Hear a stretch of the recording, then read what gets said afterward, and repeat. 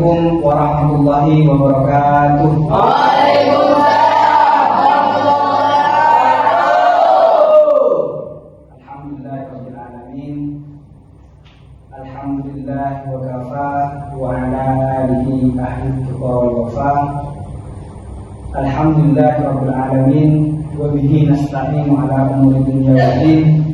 Wassalatu wassalamu ala asyrafil anbiya'i wal mursalin sayyidina wa maulana Muhammad wa ala alihi wa sahbihi ajma'in. Rabbi shrah li sadri wa yassir li amri wahlul 'uqdatam min lisani yafqahu qawli. Amma ba'du. Yang saya hormati pengasuh Pondok Pesantren Baitur Rahman Baja Timur Pamekasan, yang terhormat Kiai Haji Dr. Andes Ahmad Jayadus Zabidi, Sarjana Agama Minister Pendidikan. Yang saya hormati Ketua Yayasan Pondok Pesantren Baitur Rahman yang mulia Ustadz Rofi'i Rahman SAG, dan tak lupa pula yang saya hormati santri, santriwan santriwati yang sedang bersemangat menuntut ilmu di pondok pesantren tercinta ini. Pertama, marilah kita haturkan puja dan puji syukur kita kehadirat Allah Subhanahu wa taala yang telah melimpahkan rahmat dan maunahnya sehingga kita semua dapat berkumpul di tempat yang insya Allah penuh dengan barokah ini. Amin ya rabbal alamin.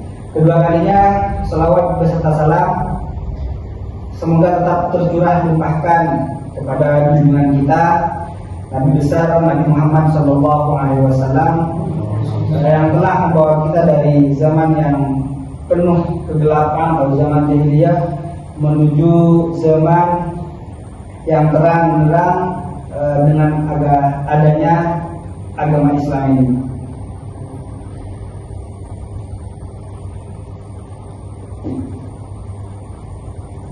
Teman-teman sekalian, di sekolah, di pesantren, ataupun di luar sekolah, di luar pesantren, kita semua pastinya memiliki banyak teman. Banyak teman yang berbeda-beda dari segi budaya, kultur, bahkan ada yang berbeda agama juga. Tapi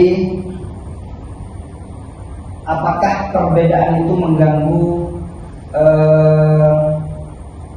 persahabatan atau pertemanan teman-teman semua? Tentu tidak. Perbedaan dari segi apapun, dari segi budaya, dari segi hobi, dari segi suka terhadap sesuatu, itu pasti antara teman atau sahabat pasti berbeda-beda.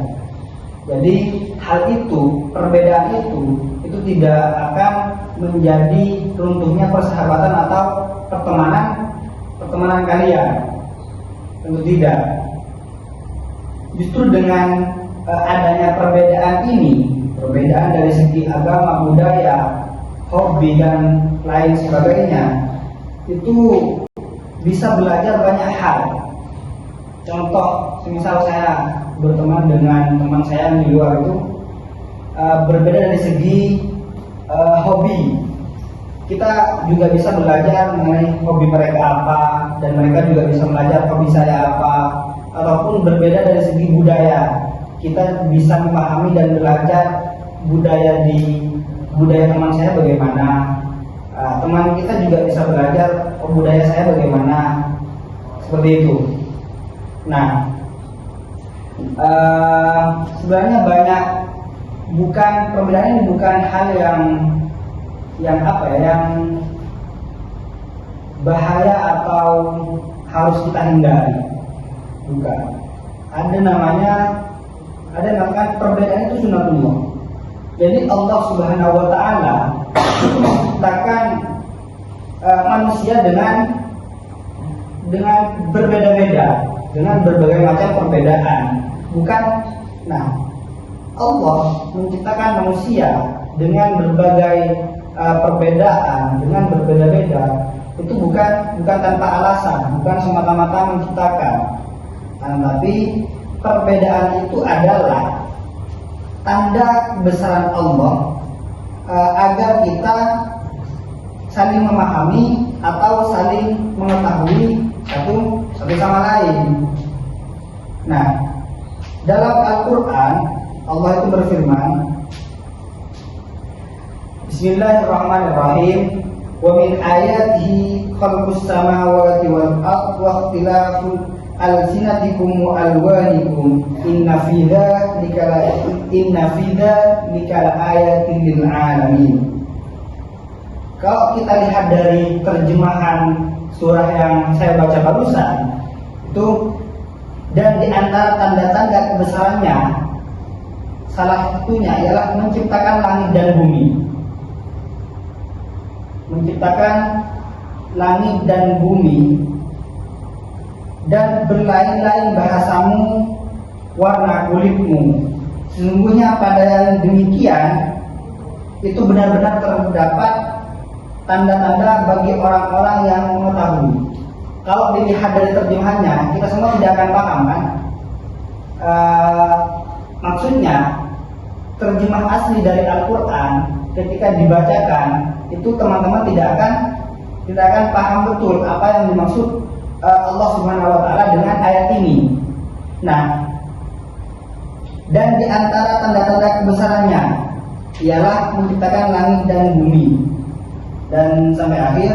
Nah, di bagian ini itu menjelaskan bahwa penciptaan langit dan bumi itu adalah bukti kekuasaan Allah. Itu yang pertama, kekuasaan dan kebesaran Allah. Langit yang luas tanpa tiang, nah terus bumi yang penuh kehidupan dan dihidupi banyak orang, banyak tumbuhan, banyak hewan. Semuanya menunjukkan keteraturan dan kebijaksanaan Allah. Nah, setiap hal di alam semesta ini bukan menjadi kebetulan, karena ini semata-mata kundoder. Sudah dalam seperti yang sudah saya katakan di awal, Tuhan itu tetap mempunyai alasan seperti itu.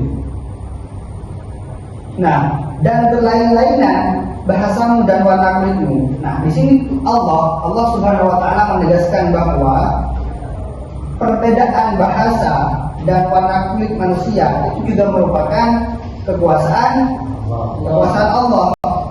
Nah, bayangkan jutaan atau ribuan atau miliaran manusia hidup di bumi, tapi tidak ada dua orang yang suaranya sama seperti itu. Bahasanya itu pasti beda. Di bumi yang luas